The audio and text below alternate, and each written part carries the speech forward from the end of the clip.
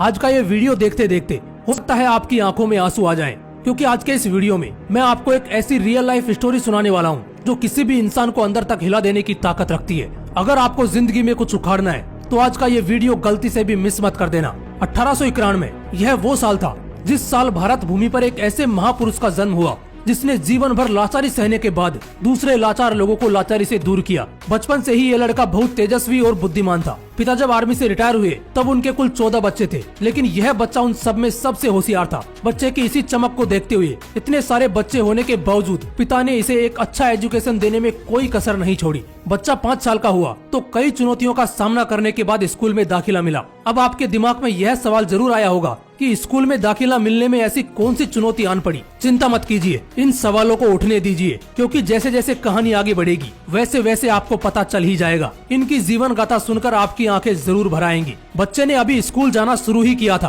कि उसकी माँ का देहांत हो गया। उसके बाद उसकी चाची ने उसको संभाला। पिता अपने सारे बच्चों को रामायण महाभारत की कहानियाँ सुनाया करते। भारत की संस्कृति और विविधता का पाठ वो अपने बच्चों को पढ़ाते, बाकी बच्चों से अलग। ये बच्चा बड़ा ही मन लगाकर इसे सुनता। जब इसने स्कूल जाना शुरू किया तो वहाँ इसे दुनिया की अलग ही छवि देखने को मिली। सारे बच्चे कक्षा में बैठकर पढ़ रहे थे तो वहीं इसे कक्षा से बाहर बिठाया जाता। यह तो कुछ भी नहीं, जब पानी पीने की बारी आती तब इसे हाथ में गिलास लेकर पानी पीने पर भी मनाही थी। स्कूल का चपरासी दूर से ही पानी बच्चे के हाथ में गिराता था। बच्चा अपने हाथ से पानी पीकर अपनी प्यास बुझाता था। मगर जिस दिन चपरासी स्कूल में नहीं आता था तब बच्चे को पूरा दिन बिना पानी पिए प्यासा रहना पड़ता था। लेकिन यह पानी की प्यास उसकी पढ़ाई की भूख के सामने कुछ भी नहीं थी। बच्चे ने खुद के साथ हो रहे ऐसे दुर्जन व्यवहार का असर अपनी पढ़ाई पे कभी नहीं होने दिया। रिटायर होने के बाद बच्चे के पिता दूसरे गांव में कैशियर का काम करते थे। स्कूल में गर्मियों की छुट्टियां लगी थी। छुट्टियां मनाने के लिए यह बच्चा अपने बड़े भाई के साथ ट्रेन में बैठा और उस गांव में पहुंच गया जहां उसके पिता काम करते थे।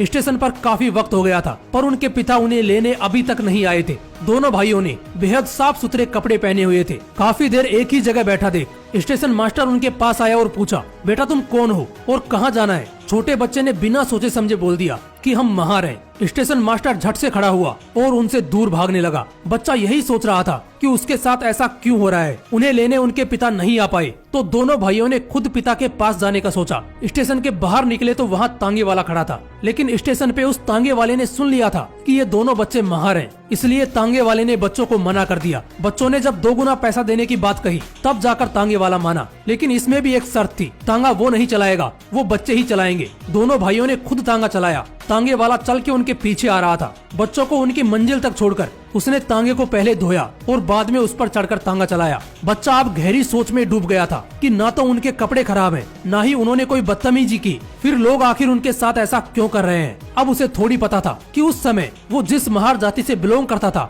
उसे तुच्छ माना जाता था। इस जाति के लोगों को टच करने से पाप मिलता है, ऐसे मनगढ़ंत लोगों के विचार थे। गाँव में जब वो बाल कटवाने जाता तो महार जाति का हवाला देते हुए उसके बाल काटने से सब इनकार कर देते थे। मजबूरी में घर पे ही उसकी बहन उसके बाल काटती थी। बच्चे ने इस तरह से हो रहे दुर्व्यवहार का कारण अपनी बहन से पूछा तो बहन ने जवाब में यह बताया कि यह परंपरा सालों से चलती आ रही है, इसमें कोई बदलाव नहीं हो सकता। बच्चे ने मन ही मन सोचा कि इसमें तो कोई तथ्य ही नहीं है। एक जात से बिलोंग करने पर कोई तुच्छ कैसे हो सकता है? इसे बदलने की जरूरत है। इतनी कम उम्र में भी कुछ ऐसे थे उस अद्भुत बालक के अद्भुत विचार। माँ के मरने के बाद सारी जिम्मेदारियां पिता के कंधों पे आने के कारण वो अपना काम और परिवार एक साथ नहीं संभाल पा रहे थे, इसलिए उन्होंने दूसरी शादी करने की बात अपने बच्चों को बताई। उस छोटे बच्चे को बहुत दुख हुआ क्योंकि वो अभी भी अपनी माँ को याद करता था। उसे लगने लगा कि अब यहाँ ठहरना ठीक नहीं है, इसलिए उसने बॉम्बे जाने का सोचा, पर उसके पास पैसे नहीं थे। उसने अपनी चाची की थैली से पैसे चुराने का सोचा, लेकिन उस थैली में एक सिक्के के सिवाय कुछ भी नहीं था। बच्चे को बहुत बुरा लगा।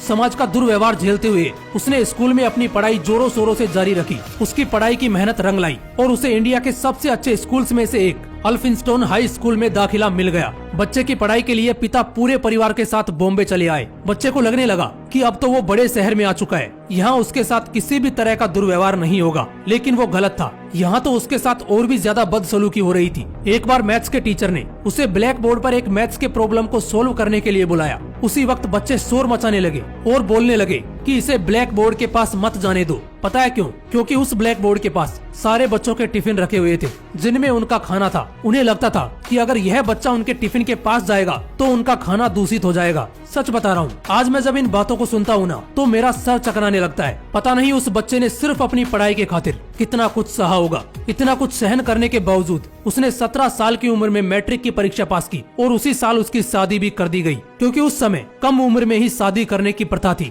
शादी के बाद भी उसने अपनी पढ़ाई जारी रखी। 1912 में उसने बीए में ग्रेजुएशन पूरा किया और सिविल सेवा ज्वाइन कर ली। लेकिन ज्वाइन करने के 2 हफ्ते बाद ही उसे बॉम्बे में अपने पिता के पास जाना पड़ा, क्योंकि वो बहुत बीमार थे और कुछ ही दिनों बाद उनका देहांत हो गया। लेकिन दुनिया को अलविदा कहने से पहले उन्होंने जो अपने बेटे के लिए किया, उसी की वजह से तो आगे जाकर बेटे ने इतिहास रच दिया। बड़ौदा के महाराजा ने उस वक्त एक स्कीम लॉन्च की थी, जिसमें वो ब्रिलियंट स्टूडेंट्स को यूके और अमेरिका में पढ़ने के लिए स्कॉलरशिप प्रोवाइड करते थे। इस स्कीम में इसका भी चयन हुआ। ये लड़का न्यूयॉर्क की वर्ल्ड फेमस कोलंबिया यूनिवर्सिटी में पढ़ने के लिए अमेरिका चला गया। वो वहाँ रोज 18 घंटे पढ़ाई करता। उसे वहाँ कोई भी तंग करने वाला नहीं था। उसे फ्रीली हवा में उड़ने जैसा महसूस हो रहा था, क्योंकि अमेरिका में न तो कोई जाति के बारे में पूछने वाला था और न ही भेदभाव करने वाला। उसने बस 2 सालों में ही अपना एमए और उसके बाद पीएचडी भी कंप्लीट कर ली। उसके बाद वो लंदन स्कूल ऑफ इकोनॉमिक्स को ज्वाइन करने के लिए इंग्लैंड पहुंच गया। लेकिन स्कॉलरशिप बीच में ही खत्म हो गई और पढ़ाई को बीच में छोड़कर उसे वापस इंडिया आना पड़ा। इतने साल बाहर फ्रीली होने के कारण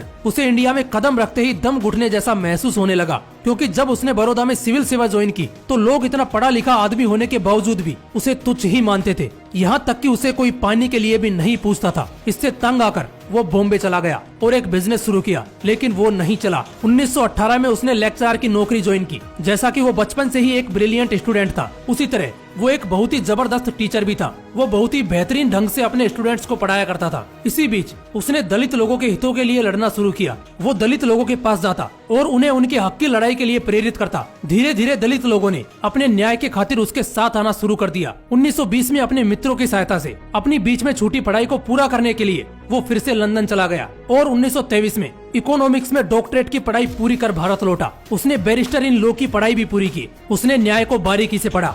जब वो भारत लौटा तो उसने दलितों पर हो रहे अन्याय के खातिर लड़ना पहले से भी ज्यादा तेज कर दिया। दलितों की मांगों को लेकर वो आगे बढ़ता चला गया। दलितों की मांगों के साथ ही वो देश की आजादी की लड़ाई में भी हाथ बटाने लगा। उसने कभी भी किसी के साथ हो रहे अन्याय को बर्दाश्त नहीं किया। इसीलिए तो जब देश आजाद हुआ तो उसने सभी के हितों को ध्यान में रखकर दुनिया का सबसे बड़ा लिखित संविधान देश की जनता को समर्पित किया और इतिहास रच डाला। देश को आजादी दिलाने और दलितों को उनके सम्मान के मुकाम तक पहुंचाने के बावजूद उसे अपने बचपन में हुए दुर्व्यवहार की यादें आज भी ताजा थी। इसलिए उसने मरने से पहले एक ऐसे धर्म को स्वीकार करने की चाह रखी जिसमें हर किसी के साथ समान व्यवहार हो, हर किसी के विचारों का सम्मान हो और किसी के साथ भी अन्याय ना होता हो। उसने कई धर्मों का अध्ययन किया और फाइनली 14 अक्टूबर 1956 को 5 लाख अनुयायियों के साथ बौद्ध धर्म को स्वीकार कर लिया।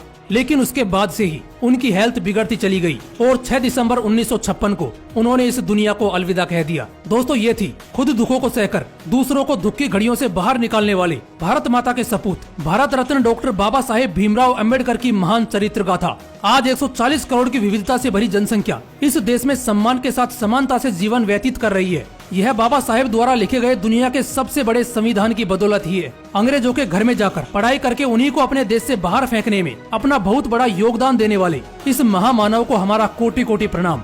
जय हिंद, वंदे मातरम।